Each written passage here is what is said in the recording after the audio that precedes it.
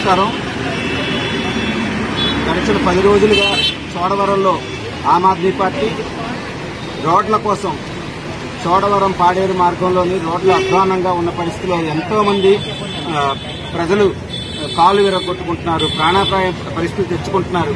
ఇలాంటి పరిస్థితుల నుంచి ప్రజలను కాపాడాలని మన చంద్రబాబు నాయుడు గారు ఏదైతే వాగ్దానం చేశారో రాష్ట్రంలో రోడ్లన్నీ బాగు చేస్తామని ఆ వాగ్దానాన్ని నిలబెట్టుకోవాలని ఆమ్ ఆద్మీ పార్టీ 10 రోజులుగా రిలే నిరాహార దీక్ష చేస్తుంది. గడిచిన సంవత్సరం ఇదే నవంబర్ 2వ తారీఖుని చంద్రబాబు నాయుడు గారు అనకాపల్లి జిల్లాలోనే mission pothole free state అని చెప్పి ఒక మిషన్ స్టార్ట్ చేశారు. స్టార్ట్ చేసి సంవత్సరం గడిచిపోయింది. ఇప్పటి వరకు ఎక్కడ గుంతలు అక్కడే ఉన్నాయి.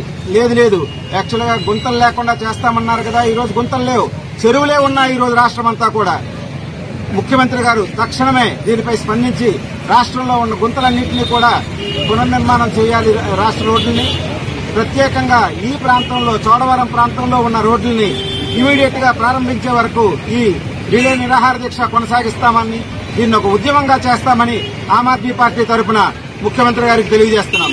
నమస్కారం.